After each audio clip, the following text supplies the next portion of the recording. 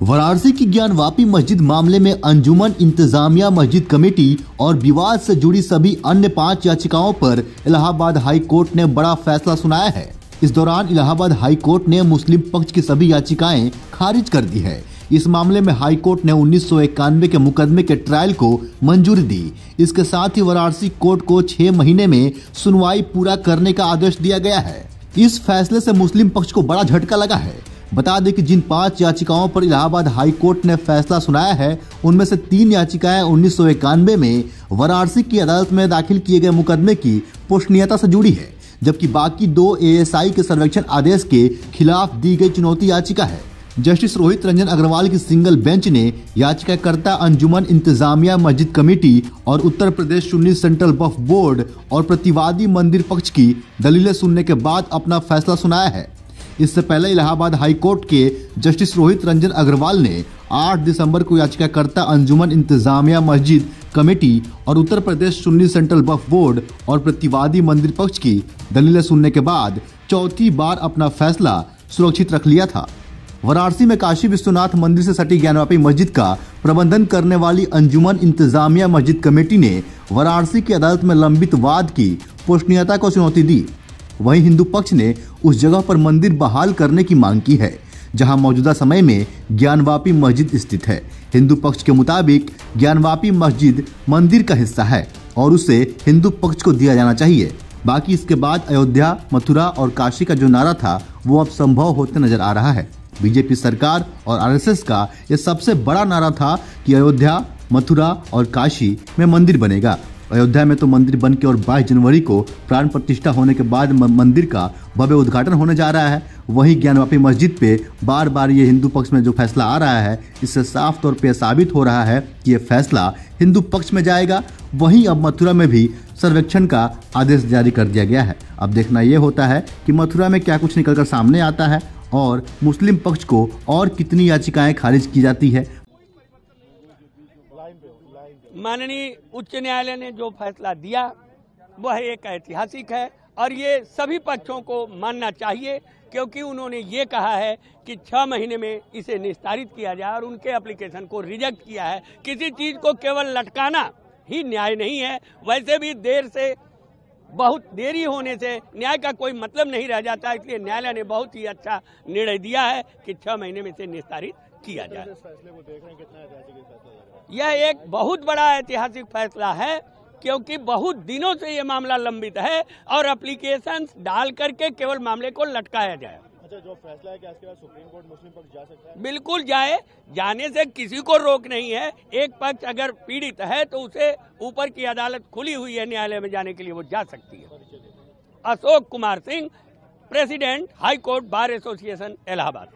Court ने 5 याचिकाएं जो मुस्लिम पक्ष के तरफ से फाइल किए गए थे उन सबको खारिज कर दिया और यह होल्ड कर दिया कि ये जो सूट 1991 का दाखिल किया गया है, वाद संख्या 610 सन 1991, that is not barred by section 4 of the places of worship special provision act 1991 and court को, लोअर कोर्ट को डायरेक्ट किया कि एक्सपीडिशसली, चूँकि 32 साल व्यतीत हो चुके हैं इस केस को फाइल किए हुए, इसलिए तुरंत एक्सपीडिशस डिस्पोजल इस केस का करें।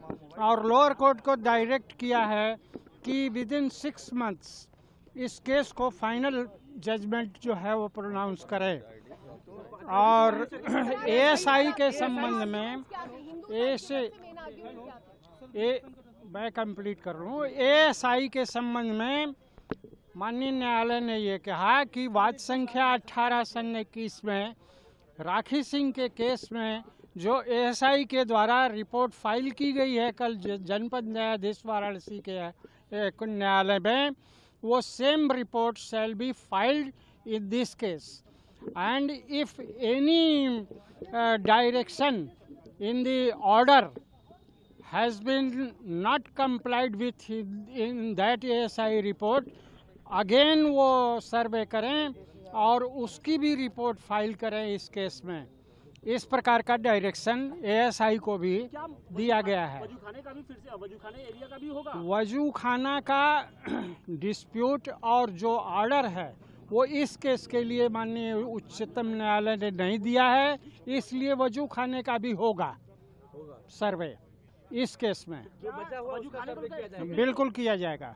अच्छा, 1991 वर्षिप एक्ट का जो बाढ़ बता रहे थे उसको किस तरह से कोर्ट ने खारिज कर दिया? उसको कोर्ट ने यह खारिज कर दिया कि किसी भी धार्मिक स्थल का डुअल धार्मिक कैरेक्टर नहीं हो सकता, केवल या तो मस्जिद हो सकती है या तो मंदिर हो सकती है। तो इस बात को साबित करने के लिए कि मौके पर 15 अगस्त 1947 को क्या धार्मिक स्थिति है, इसके लिए लोअर कोर्ट साक्ष्य ले और साक्ष्य लेकर के यह निर्धारित करे कि वह उसका धार्मिक स्वरूप मंदिर का है या मस्जिद का है। देखिए, 5 रिट याचिकाएं माननीय उच्च न्यायालय में लंबित हैं, जिनमें 2 रिट याचिकाएं यूपी सुन्नी सेंट्रल वक्फ बोर्ड और अंजुमन इंतजामिया मसाजिद के द्वारा दाखिल की गई हैं। जो पुरानी रिट याचिकाएं हैं उनमें वाद की पोषणीयता के लिए के विरुद्ध जो है दाखिल किया गया है। ये 1998 का प्रथम अपर जिला जज वाराणसी का निर्णय था, उसके विरुद्ध ये 2 याचिकाएं हैं। इसमें आदेश 7 नियम 11 के अंतर्गत यह कहा गया था कि यह places of worship special provision act 1991 से बाधित है। निचली न्यायालय से 2 फैसला हुआ था, जिसमें ये माना गया था कि ये वाद चल सकता है, चलेगा और उससे प्लेसेज ऑफ वर्शिप एक्ट से बाधित नहीं है, बल्कि इसके लिए साक्ष्य की आवश्यकता है। इस पर बहस हो चुकी है और आज निर्णय में लगा हुआ है। दूसरी 2 रिट याचिकाएं जो हैं वह इसी वाद में सिविल जज senior division fast track court Varanasi के द्वारा दिया गया था 4/8/2021 को एएसआई सर्वे के लिए, और उस एएसआई सर्वे के लिए जो आदेश हुआ था उसके विरुद्ध ये 2 रिट याचिकाएं दाखिल की गई हैं, जिनमें भी बहस हो चुकी है। आज निर्णय के लिए है। यह निर्णय court number 9 honourable mister justice Rohit Ranjan Agarwal के न्यायालय से 10 बजे पारित होने का, डिक्लेयर करने का के लिए लिस्टिंग हुआ है।